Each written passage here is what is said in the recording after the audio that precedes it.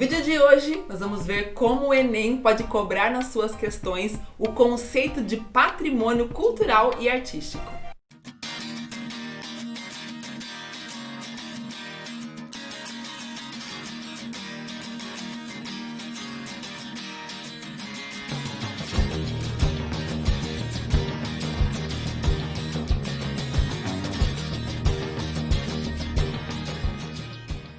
Eu quero começar pedindo para você se inscrever no canal, acione o sininho para não perder notificações de vídeos novos, compartilhe nas redes sociais e já deixa esse like nesse vídeo que você vai gostar demais.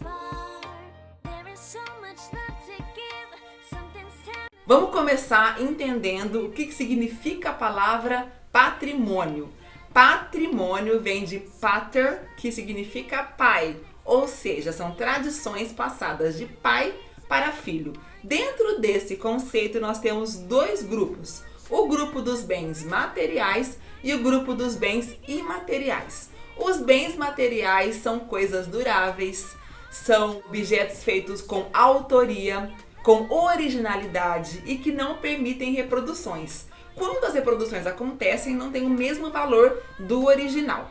Um bem imaterial é algo que é passado, às vezes verbalmente, como uma história, por exemplo. É algo que faz parte de uma tradição, como, por exemplo, um tipo de cerâmica. É algo que a tradição é mais importante do que o objeto em si. Vamos para exemplos desses dois grupos. Um exemplo de bem material são as esculturas, por exemplo, de Bruno Giorgi, as construções de Oscar Niemeyer, as pinturas de Tarsila do Amaral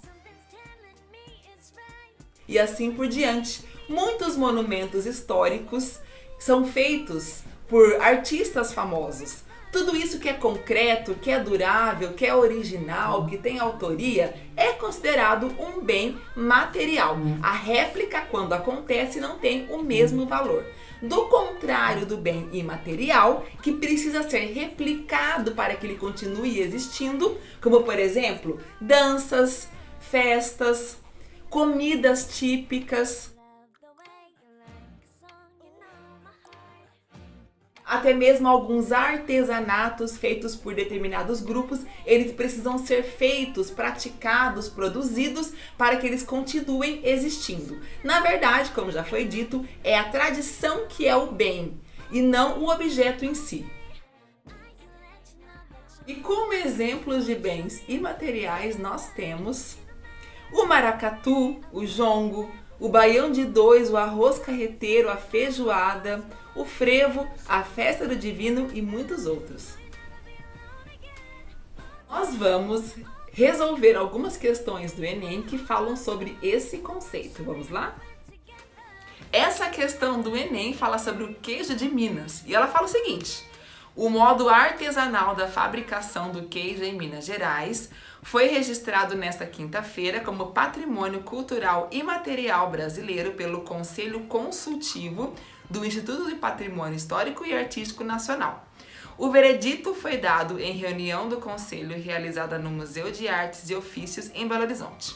O presidente do IPAM e do Conselho ressaltou que a técnica de fabricação artesanal do queijo está inserida na cultura do que é ser mineiro. Entre os bens que compõem o patrimônio nacional, o que pertence à mesma categoria citada no texto está representada em... Nós temos aqui algumas alternativas. A primeira alternativa é uma construção barroca, que é o Mosteiro de São Bento, no Rio de Janeiro. A segunda alternativa é uma pintura de Pedro Américo, Tiradentes esquartejado. A terceira alternativa, o artesanato da cerâmica, ofício das paneleiras de Goiabeiras, no Espírito Santo. O quarto é o conjunto arquitetônico e urbanístico da cidade de Ouro Preto, Minas Gerais. E o quinto, sítio arqueológico e paisagístico da ilha de Campeche.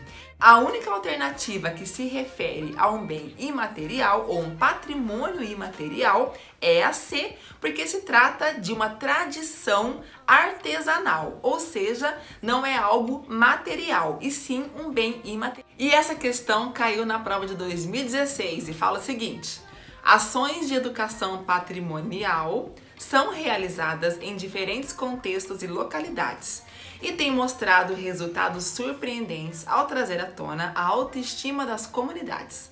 Em alguns casos, promovem o desenvolvimento local e indicam soluções inovadoras de reconhecimento e salvaguarda do patrimônio cultural para muitas populações. A valorização dos bens mencionados encontra-se correlacionada a ações educativas que promovem alternativa A: evolução de atividades artesanais herdadas do passado. Alternativa B: representações sociais formadoras de identidade coletivas. Alternativa C: formação escolar dos jovens para o trabalho realizado nas comunidades. Alternativa D: mobilizações políticas criadoras de tradições culturais urbanas. E alternativa E: hierarquização de festas folclóricas praticadas por grupos locais. Se você disse que a alternativa B é a correta, você acertou. Porque essas representações sociais, elas formam a identidade coletiva, ou seja, ela identifica determinados grupos. A alternativa A está errada, porque ao ensinar essas técnicas, essas tradições, nem sempre isso sofre modificações, então não sofrem evoluções, mas sim é uma forma de se preservar aquela tradição. A alternativa C está errada, porque não tem a função de formar mão de obra especializada dentro das comunidades, mas sim preservar um hábito ou um costume daquele local. A alternativa D está errada porque não tem relação direta com a política e nem com culturas urbanas. A alternativa E está errada porque não existe, de certa forma, uma hierarquização das festas folclóricas. Não existe aquela que é mais valiosa do que a outra. Vamos fazer um combinado. Aproveita e coloca nos comentários se você acertou ou não essas questões.